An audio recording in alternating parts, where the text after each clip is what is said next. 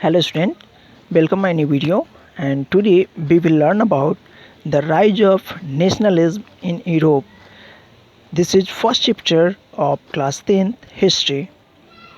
Student, इस chapter में हम पढ़ेंगे यूरोप में राष्ट्रवाद की शुरुआत कैसे हुई, उसका उदय और उसका विकास और इस प्रोसेस में क्या क्या चेंजेज आए, वर्ल्ड में क्या चेंज आए, यूरोप में क्या चेंज आए.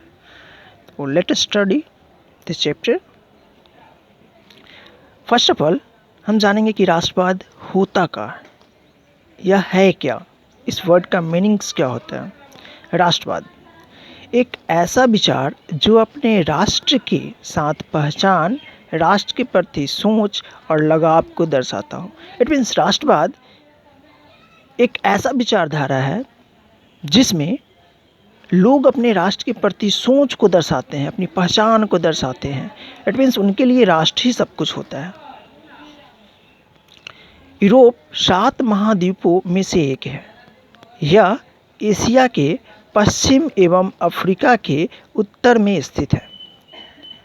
यूरोप जो है, जो हमारा 7 कॉन्टिनेंट है उनमें से एक है और यह एशिया के पश्चिम में है. It means west of Asia and Africa के उत्तर में है.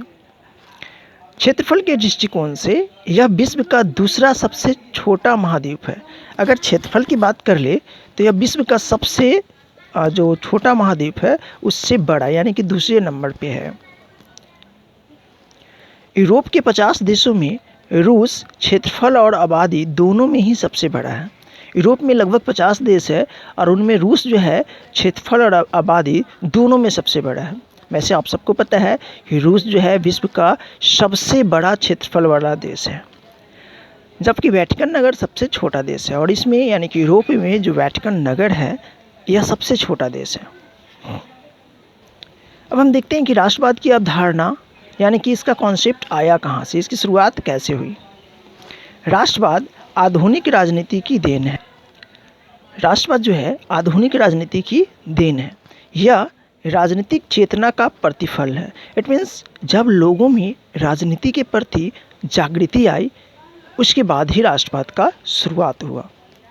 राष्ट्रवाद का विकास 18वीं और 19वीं शताब्दियों में हुआ. राष्ट्रवाद का विकास जो है वह 18वीं सदी के अंत और 19वीं सदी की शुरुआत में हुआ. इसका आरंभ फ्रांस की 1789 की महान क्रांति से माना जाता है. हालांकि राष्ट्रवाद की शुरुआत फ्रांस की क्रांति के समय ही हो गई थी.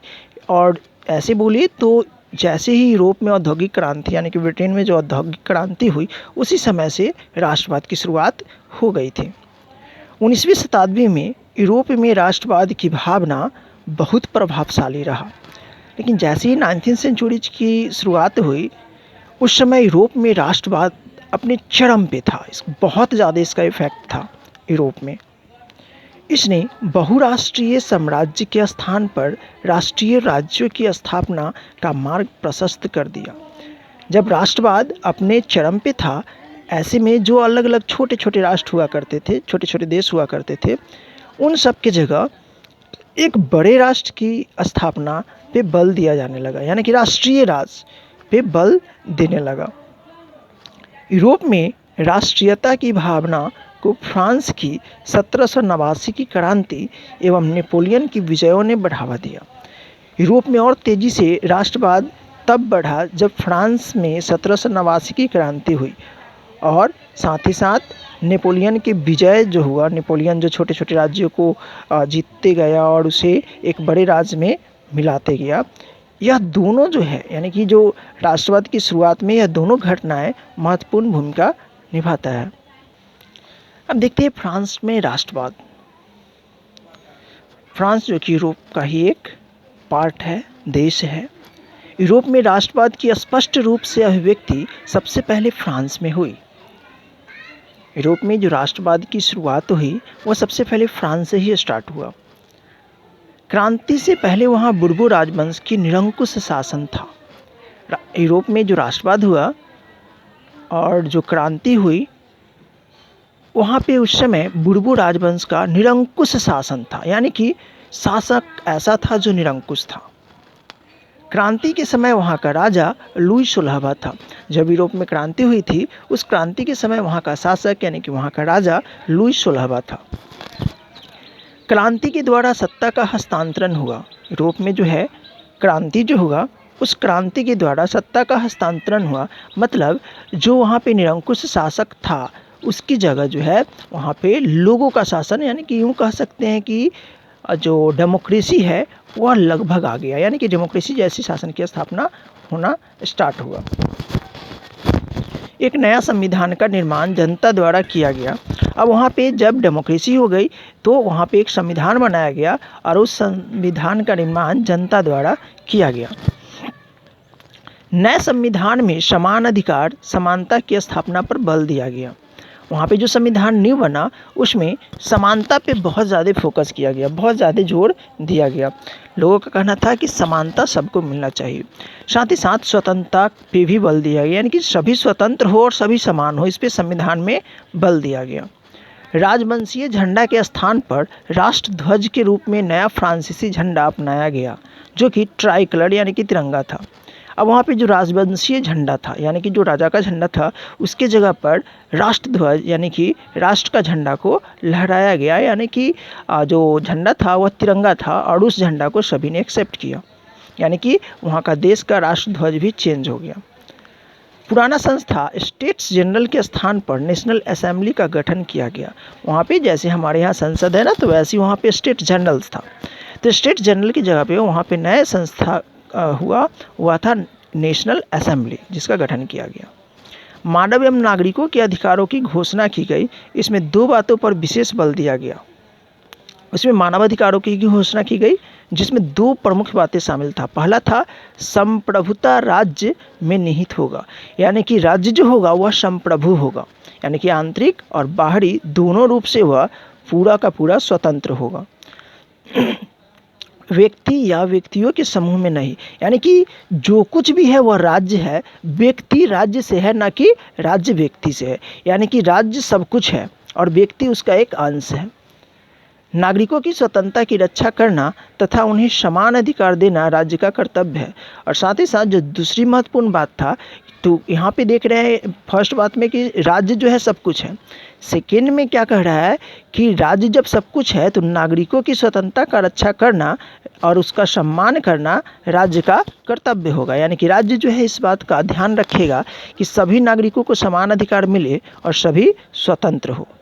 अब जब यूरोप में राष्ट्रवाद की शुरुआत हो गई थी, तब वहाँ पे नेपोलियन का एंट्री होता है।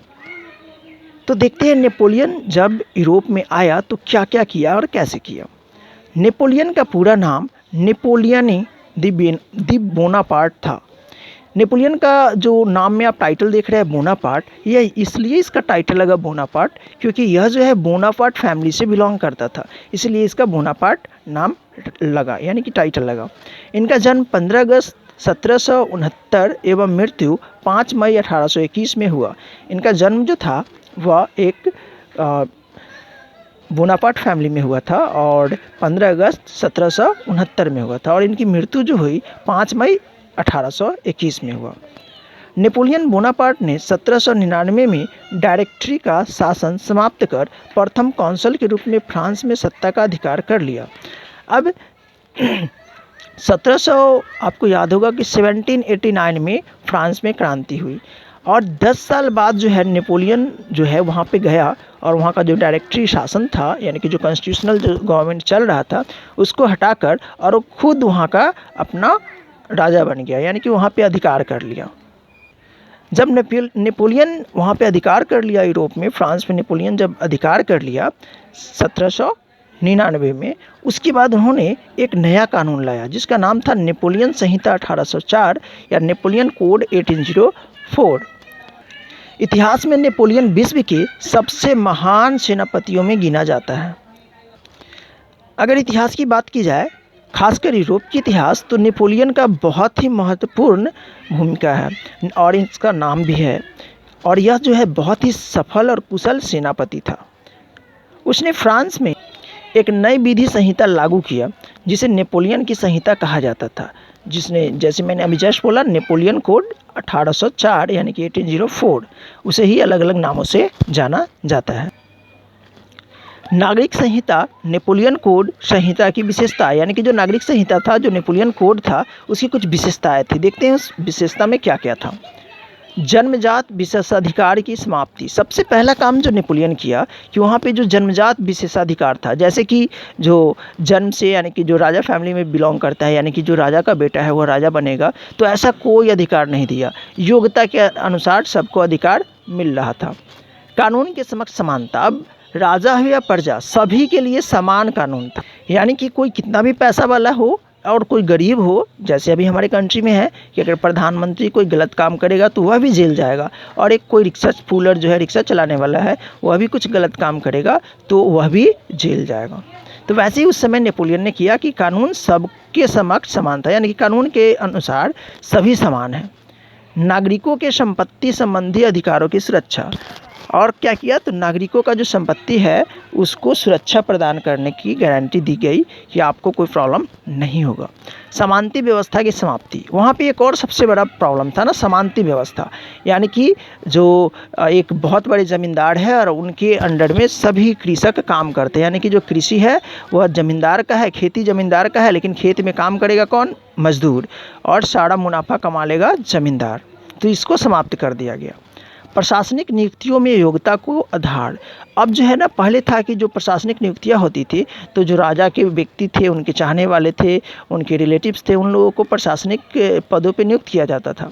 लेकिन अब नेपोलियन जब आया तो उन्होंने योग्य व्यक्तियों, यानी कि जो योग्यता, यानी कि जो योग्य है उसी को प्रशासनिक कामों में रखा जाता था, यानी कि जो योग्य है वह जॉब पालेगा।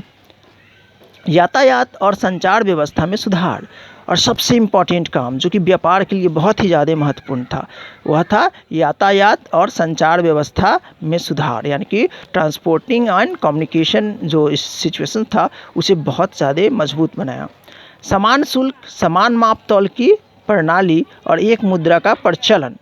अब क्या किया कि इन्होंने जो व्यापार में जो चेंजेस कर रहे थे उसमें क्या किया कि एक देश में एक ही शुल्क लगेगा, क्योंकि यूरोप में बहुत सारे देश थे छोटे छोटे, तो उन्होंने कहा कि व्यापारियों को इससे बहुत ज़्यादा नुकसान होता है, बहुत सारा टैक्स देना पड़ता है, तो अब एक जगह आप टैक्स दे दिए तो आपको फिर दूसरी जगह देना नहीं है।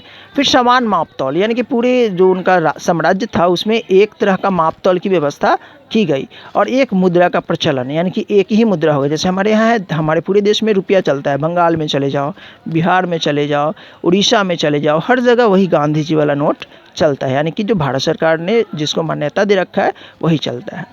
वाणिज्य, व्यापार, उद्योग धंधों का विकास। और इतना सारा जो व्यापार के लिए चेंज किया, यातायात, कम्युनिकेशन और मापतौल की व्यवस्था, मुद्रा, इन सब से ना व्यापार और उद्योग धंधा में बहुत ज़्यादा फ़ायदा होने लगा।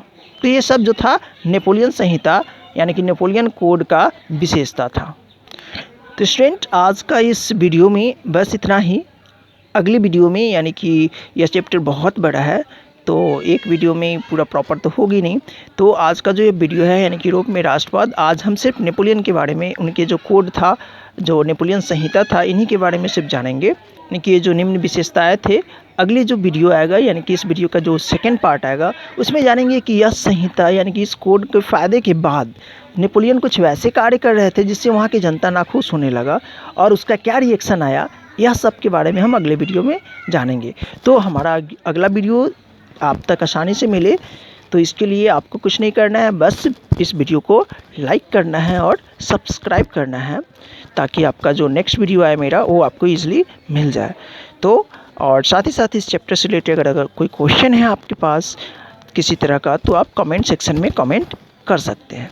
तो आई होप आपको यह वीडियो पसंद आएगा और आपको हेल्प करेगा इस चैप्टर को समझ। तो यूरोप में राष्ट्रवाद का नेक्स्ट वीडियो में हम इससे आगे जानेंगे। Thank you for watching my video. Have a wonderful day.